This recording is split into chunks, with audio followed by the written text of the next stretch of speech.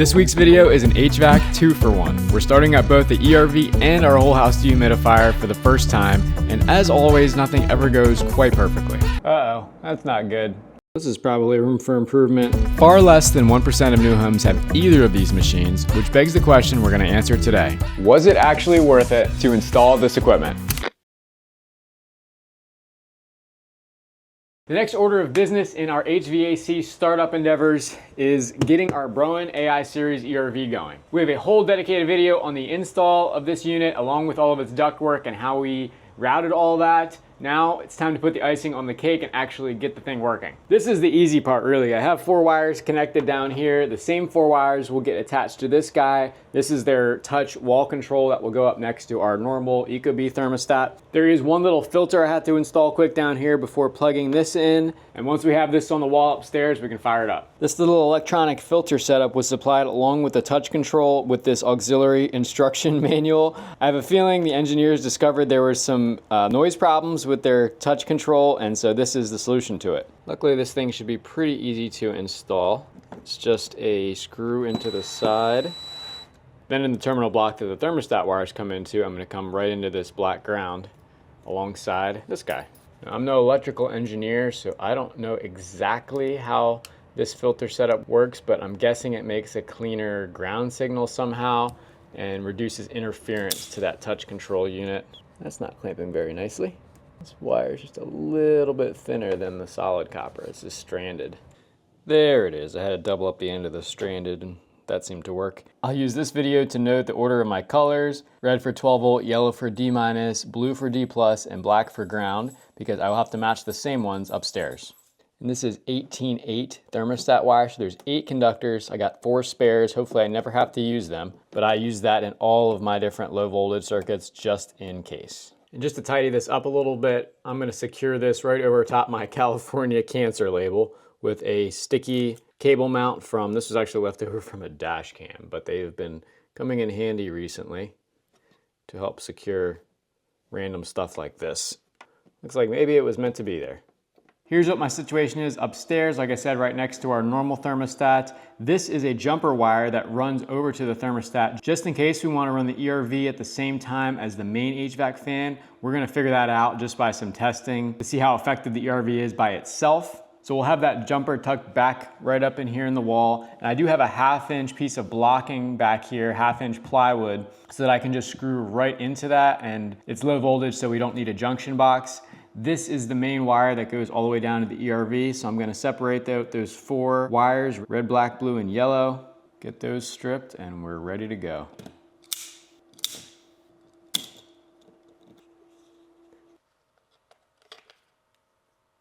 So there's our circuit board. Again, 12 volt, D-, D+, and ground is what we have labeled. So we just have to get our wires down into that. Just sort of eyeballing where this thing's gonna sit and how those wires are gonna go down in. That looks about right. I'm gonna trim these other guys shorter to get out of my way.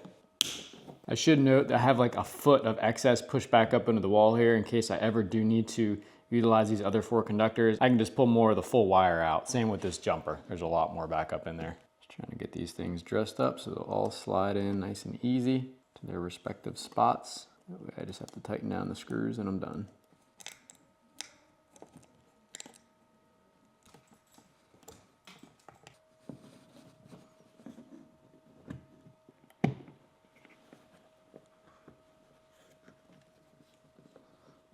Don't you want to sit flat? Come on. Well, this is probably room for improvement. That blue terminal block sticks out further than the back of the unit, so I need to carve out some of that drywall back there for this thing to sit flat.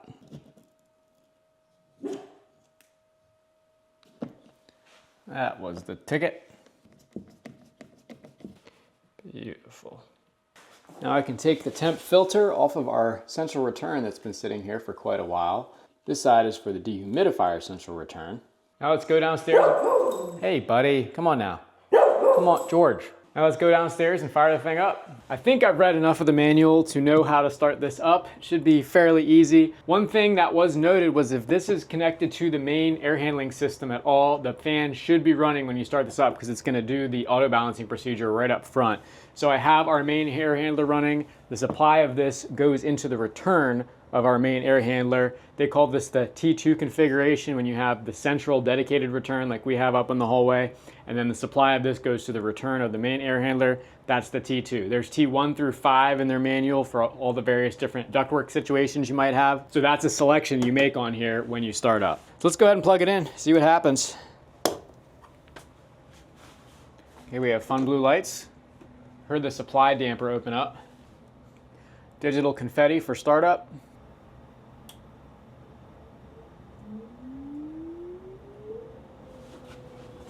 And I heard the fan start up. While this is starting up, one thing I wanted to note that I've learned after doing a lot more reading in the installation of this thing is I got the smallest version that they make, the 130 CFM. For scale, a normal bath fan is around 110 CFM usually, so the actual airflow of this is not that much more than a bath fan, but for our fairly small living space, about 1,170 square foot, we didn't actually need that high of a CFM. So I got the 130 that on their website matched for the square footage of space that I had to ventilate. However, what I didn't realize was the core in these smaller units is actually less efficient than the core in the larger units. If I would have gone up to the 150 or 160 CFM model, the core would be about 10% more efficient. At best, this unit's gonna recover around 70% of the energy that the outgoing air has, and at worst, around 60. So those numbers could be bumped up with a slightly larger unit, and I would have just dialed the CFM speed down. So that's a note for our future edition, which we're gonna be doing ventilation in there as well, is I'll probably go for a larger ERV and dial the speed down rather than do a small unit that's just the right size at its max capacity. I was in the mindset of traditional HVAC sizing where you definitely don't want to oversize the unit because you can have short cycling issues. But with an ERV, if you can dial back the flow on the larger units, having that large core is helpful for efficiency. All right, so here's our max CFM, 131. This is the OK button and this is the plus and minus. I'm not sure why they don't have them labeled, but I'm gonna say OK for max. Minimum, we'll go 60 CFM minimum. Now this is asking about that installation. This is the T2 installation. We use T2, again it goes 1 through 5. So we'll find 2, and now we're in standby mode.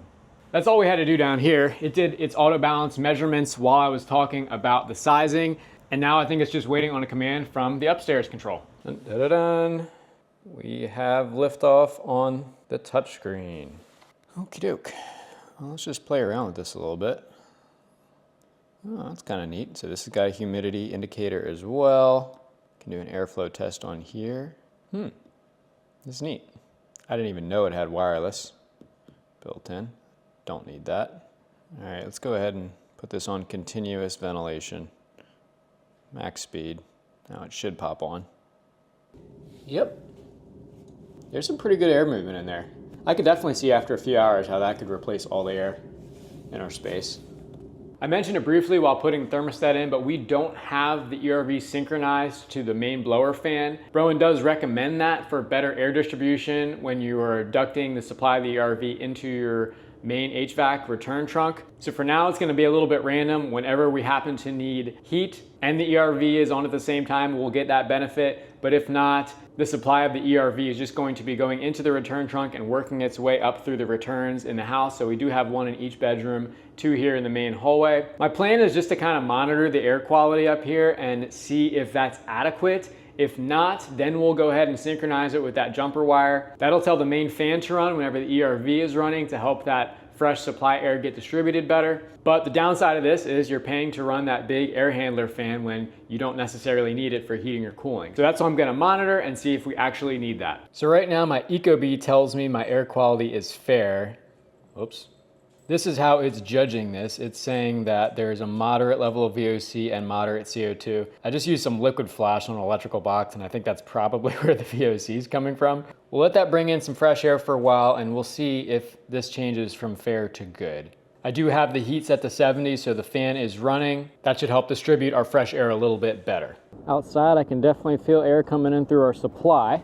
Looking up, it's a little hard to tell, but the damper is definitely blowing out up there.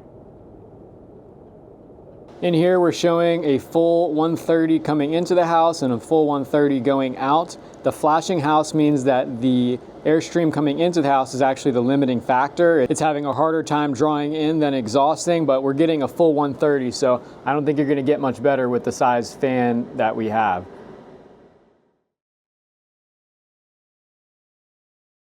Our main air handler has been running for about a week now successfully. It's healthy, it's doing well. Everything's nice and cool upstairs, but it is not dehumidified upstairs. Despite us being basically in a drought, we are still sitting at like 60% humidity. I just don't think this runs enough for the AC to do all the dehumidification.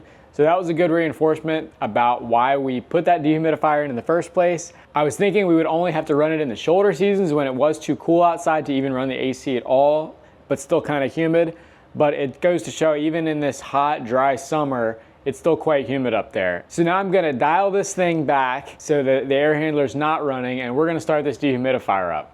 Put it up to like 73, so that stops running. And yeah, you can see even right now it's 62% humidity at 70 degrees. That's definitely higher than we want it. At the absolute most, I think for human health anyway, you want around 50%, but for the building health, it should be quite a bit lower than that, like in the 30 to 40% range. I can't remember the exact recommendation from ASHRAE, the American Society of Heating and Air Conditioning Engineers. I think that's what that acronym is for. Their figure takes into account building health, so trying to stop the growth of mold inside walls or things like that. We have the Siga Myrex layer in here on all the exterior walls, so that should be preventing any amount of this excess humidity from going into the walls, but in general, it's just a good idea to have a slightly lower humidity for building health and in turn, occupant health. While I'm waiting for the heat pump to shut down, I'm going to unmask the dehumidifier central return.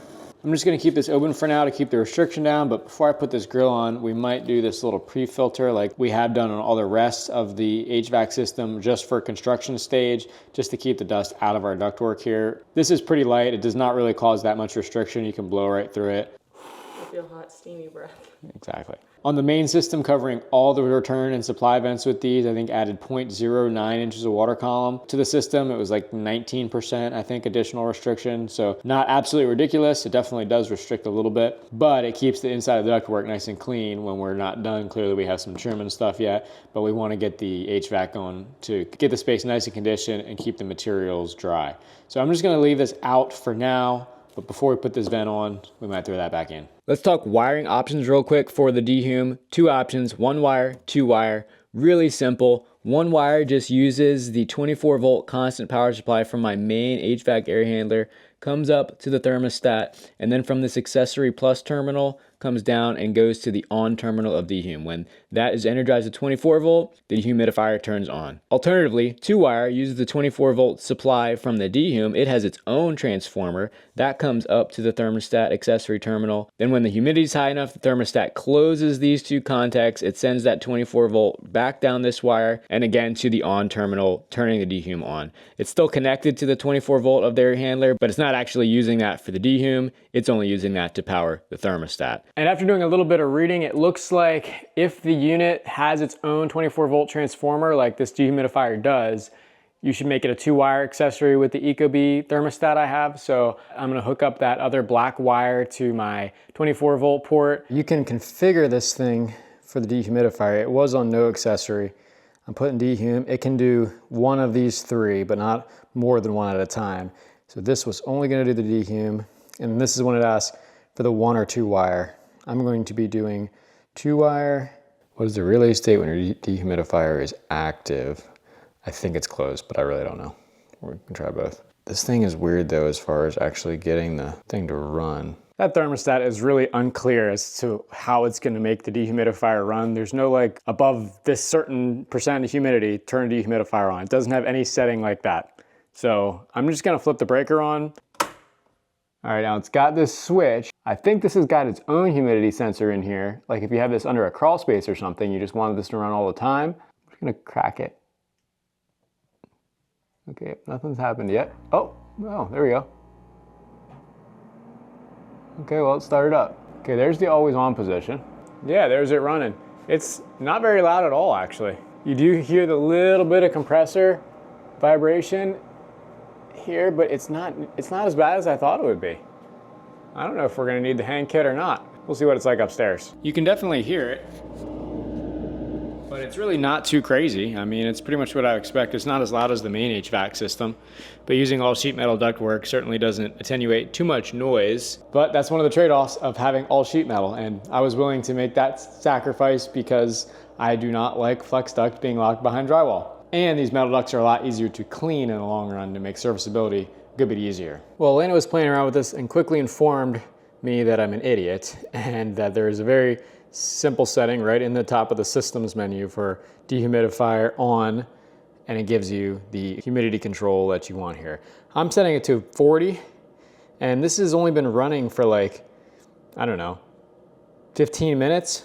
We're already at 56. Oh, well, it actually just went up, so that's not good. We're already hovering around 56, 57% humidity, where it was just at, what, 62, I wanna say. I also found out that I could turn the dial on the machine all the way to the off position. That way it's not on its own humidistat at all. I guess that just works in parallel to the main control board that the thermostat hooks to. If we're finding that it's not doing a good enough job dehumidifying the whole space, we might have to link it to the main HVAC fan, but I'm not gonna do that right now because it's just more energy usage that we don't particularly need to spend if the dehu is doing its job as is. So we'll let this play out for a little while and see how well it does with conditioning the space, keeping humidity down, and if we need to, we'll link it to the AC unit. The main fan would obviously give that a big boost and potentially help the dehu work better. I should also note that I don't have a door going downstairs yet, so this dehu is only meant to condition the upstairs space, not the downstairs. So that could also be throwing the readings off a little bit.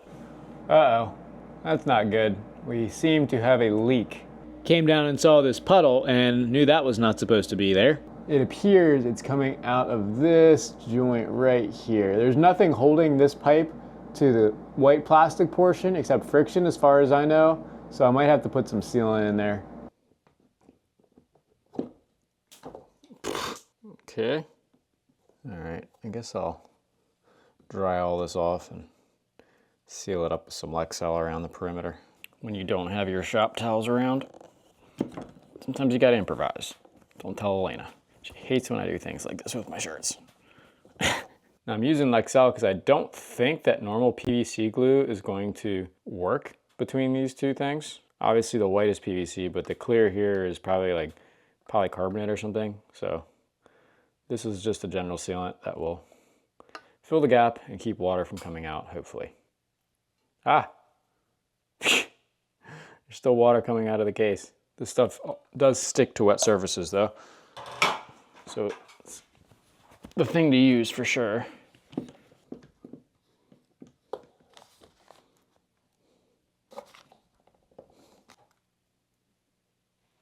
See if that does it. No leaks yet. I think the last test of this dehumidifier is gonna be running it while the main air handler is running, which is running right now. I'm gonna go fire the dehu up. Dehumidifier on. Set it back to 40.